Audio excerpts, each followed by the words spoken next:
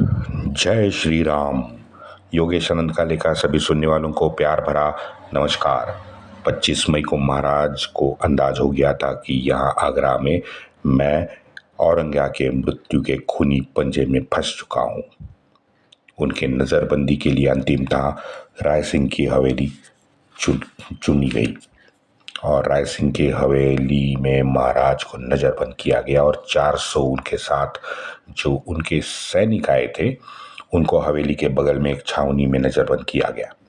2000 गाजी दिन रात पहरा दे रहे थे। अब ये स्थायी पहरा होने के वजह से बाहर आना जाना मना था, भागने का तो सोच भी नहीं सकते थे। लेकिन महाराज के 2 वकीलों को आने जाने या किसी से भी मिलने की छूट थी। रघुनाथराव कोराडे और त्र्यंबक सोनदेव डबीर राज दरबारियों जो औरंगज़ेब के थे, अशराफ चाटुकार, उनके दिल में बड़ी कौतूहल था कि भाई ये दक्खन का छुआ ये है कौन, इसके विचार क्या हैं। तो उन लोगों का शिवाजी दर्शन का जो था वो रोज का चालू हो गया। रोज महाराज के पास आने लगे। महाराज भी राजकारण और 2-3 विषय छोड़ के बाकी सभी विषयों पे उनसे गपशप मारना शुरू हो गए। मिर्जा राजे जय सिंह को औरंगज़ेब का पाताल यंत्री कपटी दिमाग, गंदा दिमाग मालूम था, क्योंकि उन्हें पता था कि औरंगज़ेब ने मुराद को भी ऐसे ही निपटाया था। मिर्जा राजे का एक पत्र उपलब्ध है, उसमें मिर्जा राजे लिखते हैं कि शिवाजी राजा को कैद करने से यहाँ दक्खन में कोई फर्क नहीं पड़ा है। उनकी माताजी सभी व्यवहार संभाल रही है। यहाँ दक्खन में एक चींटी भी उनके राज्य में नहीं घुस सकती। सब चौकियां माताजी राव ने सुरक्षित कर ली हैं। वहाँ उत्तर में कैलेंडर पर आगरा में दिन निकलते जा रहे थे। इस दौरान राजे कुछ पत्र औरंगज़ेब को लिखते थे। विषय अलग अलग थे, लेकिन आप ये देखो कि पत्रों का जो लब्बो लबाब था वो एक ही था कि हाँ, अब मैं बादशाह के हुक्म का पालन करूंगा, सेवा में हाजिर हो जाऊंगा। भाई सीधी बात है, बड़े बड़े कुछ योजनाएं थी, उसके लिए खुद का और खुद के साथीदारों का जीना ज़्यादा इम्पोर्टेंट था, ना कि बलिदान उस वक्त इम्पोर्टेंट था। तो सीधी बात है, गुमराह करने के लिए ऐसी भाषा का प्रयोग करना बिल्कुल मेरे ख्याल से जायज़ था। यहाँ विवेक और धैर्य दोनों की परीक्षा थी महाराज की। लेकिन औरंगज़ेब ने इन ऐसे एक भी पत्र का उत्तर महाराज को नहीं दिया।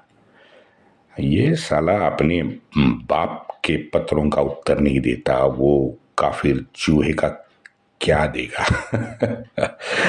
बेटा पैंट गीली होने वाली है, थोड़ा सा रुक। हाँ, अभी 1-2 महीना रुक, तेरी पैंट अभी गीली होने वाली थी।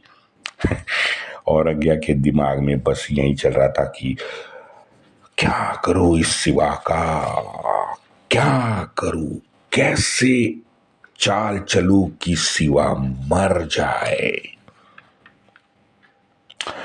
मित्रों, ये मिर्जा राजे का एक अधिकारी था, तेज सिंह कछवा। एक दिन ऐसे ही महाराज के साथ बात कर रहा था, तो गपशप मारते मारते महाराज ने पूछा कि यार तेज सिंह, मुझे बताओ, ये मिर्जा राजे को औरंगज़ेब के स्वभाव का कुछ पता नहीं है क्या? वो मशवरा नहीं करते क्या? क्योंकि मुझे लगता है कि अगर मालूम था तो मुझे यहाँ बुला के संकट में मिर्जा राजे क्यों डालते, और वो भी ऐसे आदमी के कथन पे विश्वास रखकर। महाराज अचंभित होके बोले। तो तेज सिंह बोला कि हमारे दरबार यानी मिर्जा राजे, वहाँ राजपूत लोग राजाओं का नाम नहीं लेते, आज भी नहीं लेते। हुकुम हुकुम कुछ कहते हैं। तो तेज सिंह बोला, हमारे दरबार सिर्फ मुंशी उदयराज के साथ मशवरा करते हैं, और वैसे औरंगिया भी जिंदगी में किसी की भी नहीं सुनता था, वो तो अपने आप की भी नहीं सुनता था। और मिर्जा राजे को भी ये आशंका थी कि औरंगिया घात तो करेगा ही करेगा। तो उसने राम सिंह को कुछ पत्र लिखे हैं, और राम सिंह ने तुरंत अपने खास हिंदू राजपूत सैनिक महाराज के बिल्कुल साथ रखे। इनकी संख्या थी 29। ये 29 राजपूत लोग बिल्कुल महाराज के रूम में ही उन पे पहारा देते थे, और इसे कहते हैं पलंग पहारा। अब ये देख के हमारा फौलाद तो रो पड़ा, और रोते रोते बादशाह के पास गया। अब्बा जान देखो ना, हा? हम 2000 होते हुए भी राम सिंह ने अपने आदमी लगा दिए, आप कुछ बोलो राम सिंह को।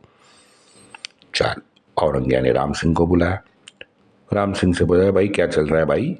तो राम सिंह ने बोला कि जी आलम पनाह, आपने मुझसे जमान पत्र लिखवा लिया है, तो राजे अगर इस कैद से भागने की कोशिश करेंगे या फिर उनके ऊपर कोई अन्य घात पात अगर होगा, तो वो रोकने के लिए मैंने मेरे 29 जवान लगा लिए हैं। मित्रों, अब ये आगरा में मुझे लगता है ये बुद्धिबल का जो पट होता है ना, वो बिछा के रखा था। बुद्धिबल की मैच चल रही थी, औरंगिया वर्सेस छत्रपति शिवाजी महाराज। लेकिन ये खेल में राजा के सामने एक बड़ी रुकावट थी, और वो थी राम सिंह का वो जमान पत्र, हामी पत्र जो राम सिंह ने औरंगिया को लिखा था। क्योंकि जब तक वो पत्र था तब तक राम सिंह के वचन दिए हुए शब्दों की महाराज को चिंता थी। एक दिन सूबेदार फिदाई हुसैन से बादशाह बोला, फिदाई, तेरे हवेली का मरम्मत का काम जल्दी निपटा। ये फिदाई हुसैन जो था, ये कहते हैं बड़ा सभ्य दरबारी था, वैसे सूबेदार था। औरंगिया की योजना थी कि उसके बड़े हवेली में महाराज को शिफ्ट किया जाए और बाद में अंदर ही अंदर उनको निपटाया जाए। प्रोपोगेंडा और परसेप्शन में मास्टर था भाई औरंगिया। अपने भाई दारा को बुत परस काफिर से प्यार करने वाला नमक हराम बताकर राज दरबारियों का विश्वास उसने जीत लिया था, और बाद में दारा को तो मार ही डाला। महाराज ने भी अपनी चाल चली, पत्र लिखा कि बचे हुए सभी किले जो है वो मैं आलमगीर को देने को तैयार हूं, उसके कदमों में रखने के लिए तैयार हूं। क्योंकि 23 तो पहले मिर्जा राजे ने लिए थे, जो बचे थे उनको भी महाराज देने को तैयार हो गए। राज दरबारियों को भी वो बताने लगे, जो राज दरबारी शिवाजी दर्शन के लिए रोज मत्था टेकने आते थे। कुछ दिन बाद पता नहीं क्या हो गया, महाराज की तबीयत बिगड़ गई, महाराज बीमार पड़ गए। लगातार उनका मलूल चेहरा देख देख के सभी कहने लगे कि महाराज तो अस्वस्थ है, उनकी तबीयत बेचैनी है, तबीयत अच्छी नहीं है। ये राज दरबारी ही भूखने लगे। महाराज ने फिर बोल दिया कि भाई मेरी भूख भी कम हो गई है, बोलने में कष्ट हो रहे हैं। तो ये 7-8 दिन चलता रहा, तो इसका परिणाम ये हुआ कि चाटुकार राज दरबारियों का पहले तो वो शिवाजी दर्शन राम सिंह ने बंद करवाया। चाल नंबर 1, घोड़ा ढाईगर आगे। राम सिंह ने राज दरबारियों का शिवाजी दर्शन बंद करवा दिया। सिद्दी फौलाद भी सेवा में लग गया था। सिद्दी ने हकीम को अपने साथ बुलाया। मात्र 10-12 वीक का ये कालखंड है मित्रों, मात्र 10 साल। पूरा आगरा का ये जो प्रकरण है ये 10-11 वीक का है कि बीमारी का ये जो नाटक चल पड़ा। एक दिन औरंगिया को एक और पत्र मिला, बीमारी का कारण देके और रोज गिरती हुई सेहत का हवाला देके गोर गरीब साधु फकीर को दान धर्म करने हेतु मिठाई की मांग महाराज ने कर डाली। आगे लिखा, पता नहीं इससे शायद मेरी सेहत दुआओं से ठीक हो जाए, क्योंकि कहते हैं कि साधु फकीर के दुआओं में बड़ी ताकत होती है। अब मित्रों आश्चर्य है कि ये पत्र फौलाद ने शायद पढ़ा तो उसका मन आशंकित हुआ। ये शायद पहले ही पढ़ा था, क्योंकि ये पत्र लेके जब वो औरंगिया के पास गया तो औरंगिया को उसने विनती भेजी कि आलमपना, मुझे इसमें कुछ धोखा लग रहा है तो महाराज को अनुमति ना दे। चलो, इसने नमक का फर्ज अदा किया, इस फौलाद खान ने अपने। औरंगिया तो सत्ता के नशे में अहंकार से चूर था। उसका ध्यान वो फिदाई खान की हवेली पे था कि भाई वो जितने जल्दी हो सके। तो उसने बिना देखे ही मिठाई की अनुमति दे डाली और उसी शाम महाराज ने 65,000 का कर्ज राम सिंह से मांग डाला। मित्रों ध्यान दो, यहां से गेम शुरू होती है। जैसे ही औरंगिया ने परमिशन दी मिठाई बाहर साधु संतों पीरों को देने के लिए, उसी दिन 65,000 रुपए का कर्ज राम सिंह से महाराज ने मांग डाला। औरंगिया को कोई आपत्ति नहीं हुई। भर भर के मिठाई के टोकरे भर भर के आने लगे महाराज के चरणों में। वो रुकते, महाराज उन मिठाइयों को स्पर्श करते, उसके बाद पिता टोकरे बंद हो जाते और बाहर निकलने लगते। एक दिन महाराज ने राम सिंह से आग्रह किया कि राम सिंह जी, आप मेरे जमान पत्र में बंधे हुए हो। मैं देख रहा हूं आपके अतिरिक्त कष्ट आपको बड़े सहने पड़ रहे हैं मेरी वजह से। मेरी इच्छा है कि बादशाह से कह के आप मुक्त क्यों नहीं हो जाते इस जमान पत्र से। यहां आपका आना जाना तो निश्चित ही लगा रहेगा।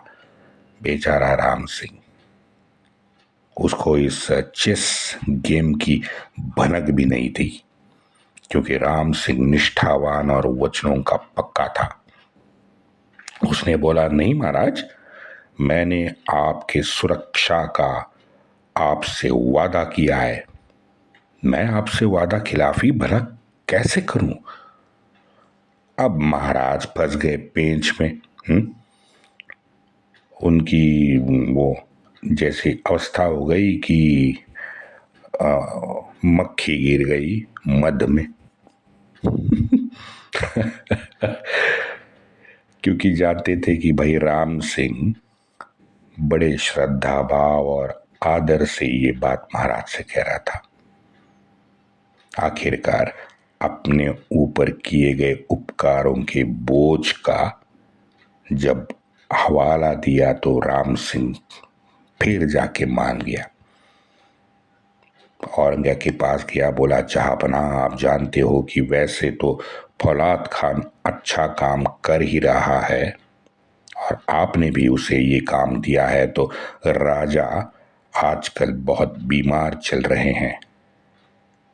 इस परिस्थिति में मुझे आप जमान पत्र से मुक्त कर दे। वंदे मातरम।